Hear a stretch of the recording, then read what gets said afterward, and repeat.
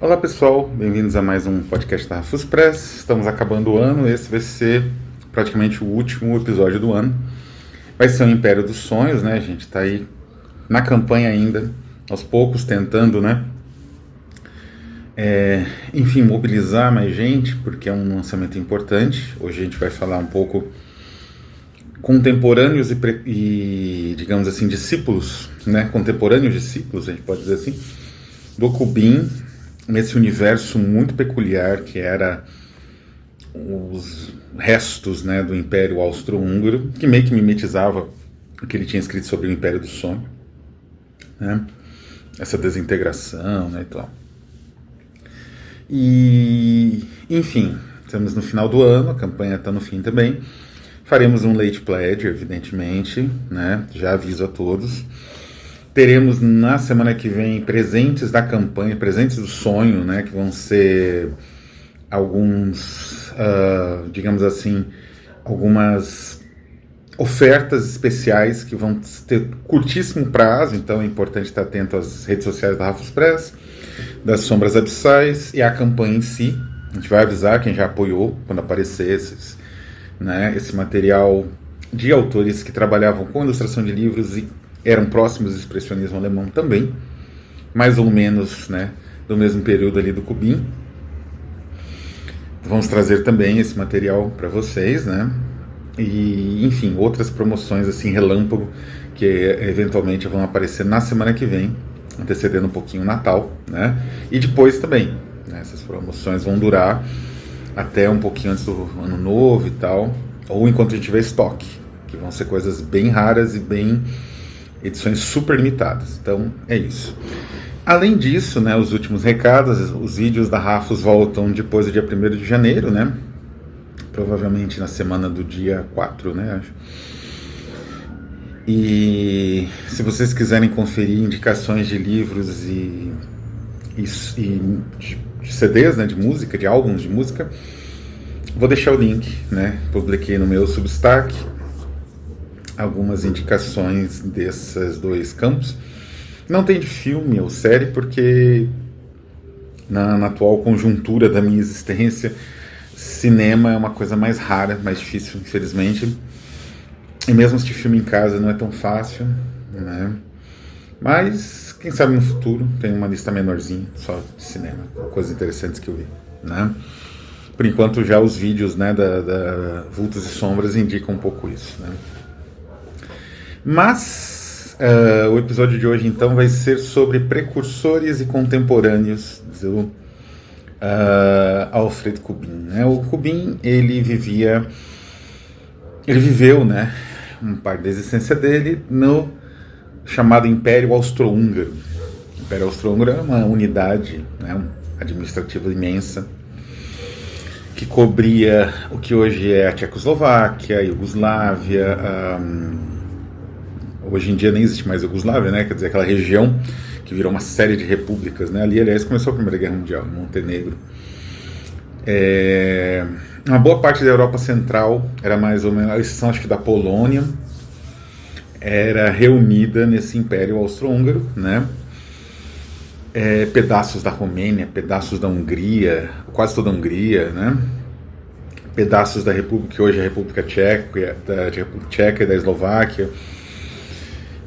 E claro, a Áustria, né? Tudo isso era o Império Austro-Húngaro. E essa unidade gigante, ela propiciou o surgimento de um universo cultural riquíssimo, mas muito rico. E isso muito antes, né, da virada do século XX e das vanguardas. Muitos poetas, muitos autores surgiam, né, desse universo em língua alemã. Embora o Império Austro-Húngaro tivesse seus problemas, de certa forma, era um mundo mais livre, um pouco mais fácil, digamos assim, para um poeta, né, existir. Não era a mesma coisa que a Suíça, mas ainda assim era um pouco mais light o clima do que o Império Prussiano, né, o Império de língua alemã. O Império Prussiano foi muito sufocante. E muitos dizem ali que uma boa parte das sementes do nazismo já surgem em 1870, 1880, durante o Império Prussiano, por conta desse rigor, desse patriotismo vinculado em massa, esse tipo de, digamos assim, de manipulação, né, de massas que já existia no Império Prussiano. O Império Austro-Húngaro, claro, também seguia isso, mas ainda assim havia um pouco mais de, não digo liberdade, né, mas os poetas não eram tão perseguidos assim, autores e artistas, né. No Império Austro-Húngaro, né, o destino, sei lá, de um Paniza, né, não seria o que ele teve no Império Prussiano. Bom, e o que acontece? Digamos assim, intelectuais e artistas, eles tinham seus próprios, digamos assim, diferentes grupos, né? E era muito rico a cultura do Império Austro-Húngaro pelo seguinte: o Império em si, ele tinha uma constituição definida, né? Digamos assim, uma estruturação definida. Ele girava em torno, basicamente, culturalmente, da língua alemã, evidentemente, né? E dos grandes artistas alemães, né? Então, esses artistas que eram os modelos, né? A cultura no Império Austro-Húngaro era um pouco mais, as coisas eram um pouco mais complexas, porque havia aqueles povos submetidos pelo Império, né, como os próprios tchecos, que tinham seu próprio idioma. Tem um texto muito bonito do Kafka, que foi publicado no Brasil em edições já esgotadas, mas pela Ex Machina, por uma parceria Ex Machina Rafus Press, com textos um pouco mais breves do Kafka, narrativos e ensaísticos, vários inéditos, e, claro, o testamento, né, dele, e o obituário dele, né? E esse material saiu no Brasil por uma edição conjunta Rafus e Ex Machina, e nesse material tem um ensaio dele falando sobre a literatura tcheca, né, literatura menor, ele chamava, no sentido de ser uma literatura mesmo, pequena, não obras menores, ou que seja, uma literatura, né? Poucos falantes do idioma, o idioma nem era, digamos assim, oficial do país, né? Que era o alemão. Então, assim, ainda existia isso, né? Os idiomas particulares, né? E aí cada autor fazia uma escolha, né? O Lukács, por exemplo, que era desse universo, escolheu escrever em alemão, por exemplo. Enfim, era uma situação muito única que gerou uma literatura muito única, né? Então a literatura do Império, produzida no Império Austro-Húngaro é incrível. E o Kubin nasceu nesse universo, se formou nesse universo, e ele teve alguns contemporâneos e discípulos, de certa forma, não digo discípulos, mas indivíduos que sofreram impacto, tanto pela obra escrita quanto também pela obra pintada dele, né? E o primeiro deles que eu vou mencionar aqui é quase que mais velho que ele, um pouco, era mais veterano até que ele, sei lá, ele devia ter uns 30 e poucos, né? Quando ele lançou An der Zeit, esse autor já tinha quase 50 nessa época, que é o Karl Kraus, que é a coletânea Die Fackel, né? Die Fackel era o periódico que tem as capinhas aqui, é muito interessante. Era o periódico que o Kraus produziu e publicou durante 20 anos, sei lá quantos anos, né? E sozinho. Ele fazia tudo, né? Ele diagramava, escrevia todos os textos. E é sensacional que são alguns ensaios muito célebres de Fackel, né? Desse periódico, quase que um fanzine, né? Intelectual feito pelo Karl Kraus. Karl Kraus, ele era um intelectual judeu, né? Que teve, esse sim foi, ele é curioso porque ele e o Kubin, eles ocupam quase que uma posição muito semelhante, porque eles tinham visões parecidas, embora o Kubin expressasse as visões dele em forma artística, via prosa, ou prosa, né, por escrito, ou via imagem, enquanto que o Kraus expressava as visões dele via ensaio, especialmente, mas também uma peça de teatro que é um monumento único, que se chama Os Últimos Dias da Humanidade. Foi traduzido em português, eu acho. são, sei lá, 700 páginas, assim. Se você fosse montar, daria umas 8 ou 9 horas de montagem teatral, o que é impossível, né? Ele dizia que, o Krauss dizia que era para uma peça de teatro para você se assistir de Marte. Um marciano assiste para entender o que é o planeta Terra. E é interessante porque essa peça de teatro, ela tem muito a ver com o Andersheit, né, com o outro lado do Krauss. Eles, como eu disse, são formas de compreensão de elementos históricos a partir de uma perspectiva completamente apocalíptica, né? É o puro e mais completo apocalipse. Isso tem no Krauss, né, nesse livro, né, nessa peça, né, que é Os Últimos Dias da Humanidade, que ele foi coletando o jornal, uma outra metodologia bem diferente da do Kubin. E tem no outro lado, então são obras que dialogam. Então eles são próximos, inclusive a edição de uma revista de literatura chamada Europe, né? Europa. O número, que acho que é de 2020, 2019, o número dedicado a Krauss e a Kubin chama-se justamente Karl Kraus e Alfred Kubin. Então eles são juntos na mesma edição, né? Que analisa esses vienenses apocalípticos. Então percebe-se aí que o Apocalipse uniu, né, os dois, assim, e eles tinham uma relação, de novo, como eu falei, o Krauss era mais velho, mas o Kubin também tinha uma influência na cultura daquela região, daquele universo do centro da Europa, uma forte influência, porque ele é um artista que começou muito cedo, e logo em 1909 lançou uma obra de impacto gigantesco, então, de certa forma, os dois dialogam, né? São dois, como eu disse, contemporâneos. O Kubin é quase discípulo do Krauss também, mas que esses dois contemporâneos têm uma influência gigantesca. O segundo indivíduo muito influenciado por Kubin, Alfred Kubin, foi Franz Kafka.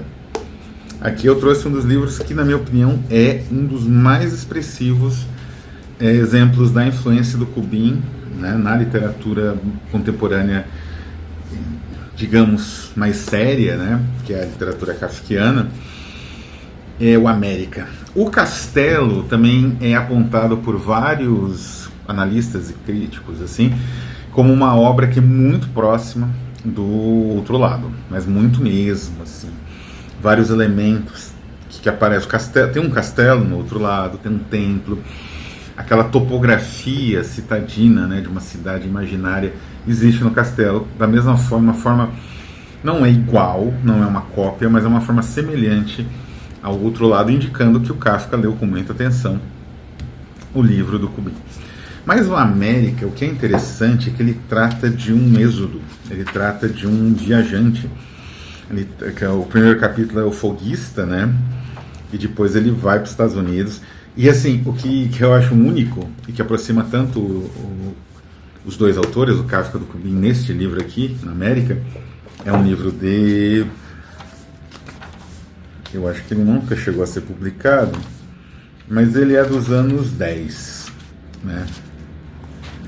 Enfim, ele é inacabado, se não me engano também, né? Essa edição aqui é muito simples, infelizmente, né? Não é uma edição tão boa assim, com muitos paratextos, nada assim, né? O Folguista saiu em 1913, né? E aí o Teatro ao Ar Livre de Oklahoma, que é um capítulo sensacional. Enfim, o Kafka, ele, no América, ele trata de um indivíduo que é o Rosman, qual é o nome dele? Já aparece no Folguista, né? É o Rosman, Karl Rosman. Ele sai do que seria ali a Áustria, né? E vai para os Estados Unidos como imigrante para fazer a vida lá, né? O curioso é que o Kafka nunca viajou para os Estados Unidos, então a visão que ele tem dos Estados Unidos é uma visão totalmente imaginária.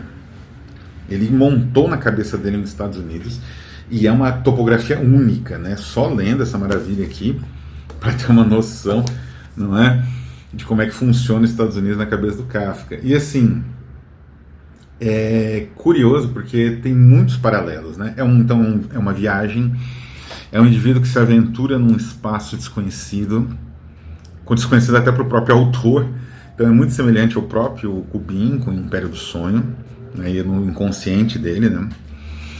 E de certa forma, o Kubrick, eu vou falar disso num vídeo antes do fim da campanha ainda.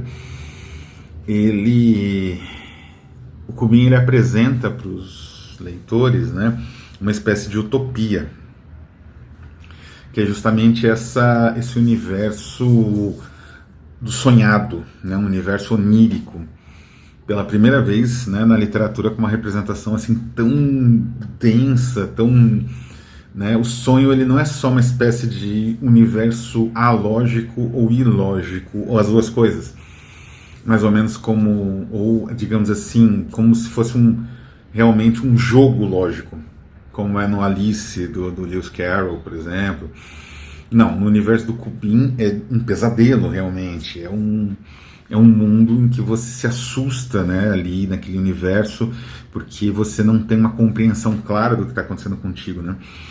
Então, o Kubrick ele faz o possível para você sentir dentro desse tipo de pesadelo, aquele pesadelo que você acorda de madrugada gritando, né? Não é um sonho simplesmente como o da Alice, né? Um pesadelo mesmo.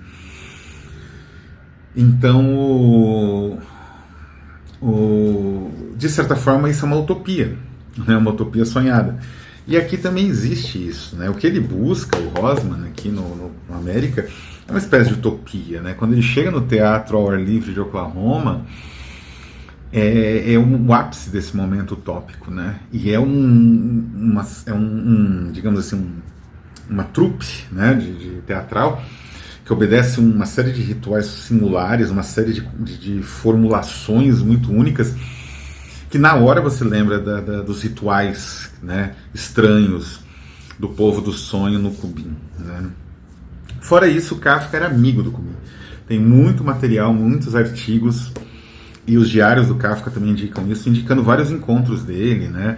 O Kubrick ele ilustrou O Médico Rural, o único livro que o Kafka lançou dele mesmo, né, que o Kafka tinha um certo orgulho, considerava a primeira obra dele de fato, foi o Médico Rural. A capa, as ilustrações foram do Kubrick. Então eles tinham uma relação muito amistosa, eram amigos, eram conhecidos, se viam bastante, e isso se reflete bastante no Kafka. Eu acredito que no caso do Kubrick se reflita mais na arte do Kubrick posterior aos anos, até o posterior ao início da Primeira Guerra Mundial, né? Ele também vai ter uma influência do Kafka, mas não no outro lado, que é uma obra realmente única, que antecipa toda essa vaga, né? E o terceiro grande influenciado por Kubrick é Ernst Junger. Eu já falei desse autor, bastante, aliás, desse livro, um autor facilmente cancelável, né? Então, eu comentei de youtubers, né, que costumam dizer que não leem Thea von Harbou, né, o Metrópolis, porque, olha, o autor era nazista, meu Deus, o diretor também era, né, um pouco, pelo menos simpatizava, pelo menos enquanto ele estava na Alemanha, né, depois ele se exilou. Sim, era, né?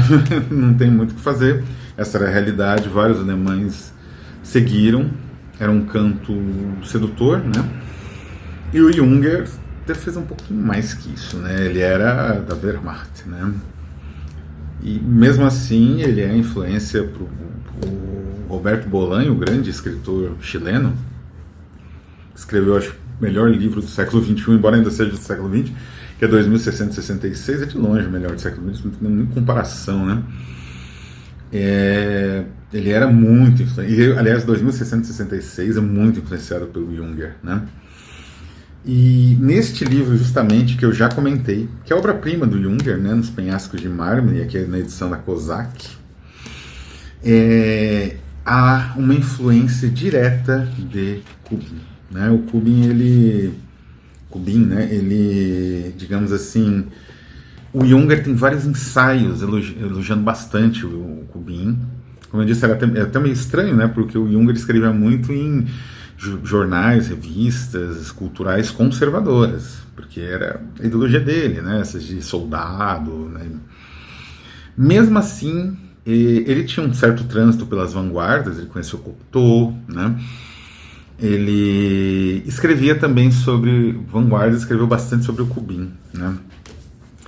E aqui nessa obra tem uma grande influência, porque é um universo sonhado, né? O universo dessas falésias, às vezes traduziram como falésias, aqui traduziram como penhascos, né? O tradutor eu não sei quem é, Tércio Redondo. É um universo quase semelhante, assim, e é engraçado porque o Junger, ele leu com muita atenção o outro lado.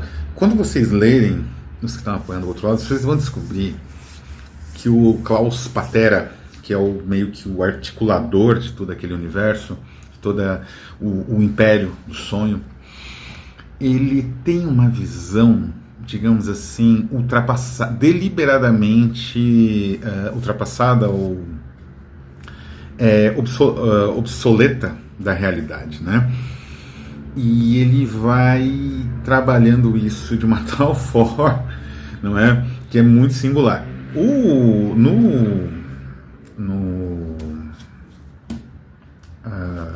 No Junger, né, nos Penhascos de Mármore, existe a mesma configuração, né? Ele tem uma visão dos personagens, é como se o narrador, o universo que ele criasse fosse o universo do Patera, não é? Esse universo com uma certa obsolescência.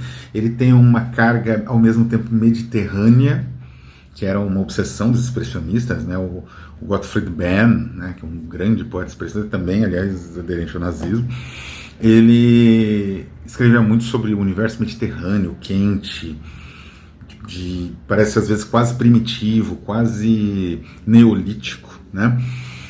E é o que tem aqui, né?